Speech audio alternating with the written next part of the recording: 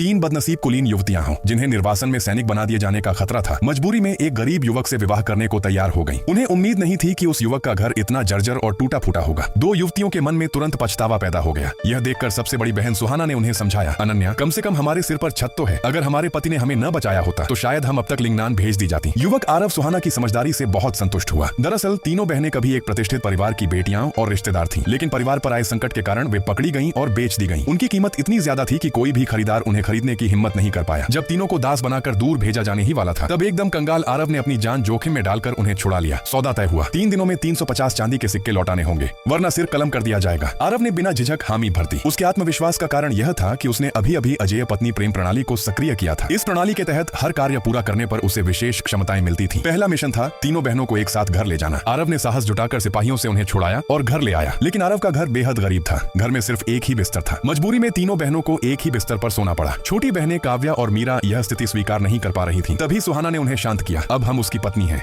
हालात जैसे भी हों हमें साथ निभाना होगा। आरव ईमानदार है और हमारे लिए सब कुछ कर रहा है। उधर आरव रात के खाने की चिंता में था। उसने सुहाना के प्रति बढ़ी पसंद से मिले अंकों का उपयोग कर प्रणाली की दुकान से इंस्टेंट नूडल्स और सॉसेज निकाल लिए। कुछ ही पल में गर्मागर्म भोजन तीनों के सामने था। प्राचीन काल की वे तीनों बहनें ऐसा स्वाद पहले कभी नहीं चख पाई थी। तीनों ने लालच से खाना शुरू कर दिया। उनकी आरव के प्रति पसंद तेजी से बढ़ी और प्रणाली के अंक भी लगातार बढ़ने लगे। आरव मन ही मन खुशी से झूम उठा। उसने कहा, मेरी पत्नियों, कुछ दिन और सब्र करो। मैं वादा करता हूँ आगे चलकर तुम्हें शानदार खाना, आराम और बड़ा घर दूंगा। 350 चांदी के सिक्के चुकाने के लिए आरव पहाड़ों पर गया और खजाना खोजने की क्षमता का उपयोग किया। वहाँ उसे न सिर्फ तांबे के सिक्के मिले बल्कि कई कीमती जड़ी बूटियां भी हाथ लगी। घर लौटने पर सुहाना ने देखा कि आरव देर रात तक मेहनत कर रहा है। उसके मन में आरव के लिए सम्मान और बढ़ गया। प्रणाली ने सूचना दी, सुहाना की पसंद 30 तक पहुंच चुकी है और लकी ड्रॉ प्रणाली सक्रिय हो गई है। आरव को 3 बार इनाम निकालने का मौका मिला। जब वह इनामों की बेकारियत पर बड़बड़ा रहा था, तभी सुहाना अंदर आई और बोली, स्वामी, आपने मुझे अपनाया है तो क्या मैं आपको अकेला छोड़ दूं? मेरे पास कुछ अच्छे कपड़े हैं, आप चाहें तो आजमाइए। उस रात के बाद आरव को एक छिपा हुआ इनाम मिला। उसका शरीर पहले से कहीं अधिक शक्तिशाली हो गया। अब वह अकेले ही भारी लकड़ियां उठा सकता था और घर की मरम्मत कर सकता था। यह देखकर काव्या हैरान रह गई। जो आदमी पहले कमजोर लगता था अब इतना ताकतवर कैसे हो गया? बाजार में जड़ी बूटियां बेचकर आरव ने अच्छा पैसा कमाया और बहनों के लिए बढ़िया भोजन लाया। तीनों बहनों की नजरों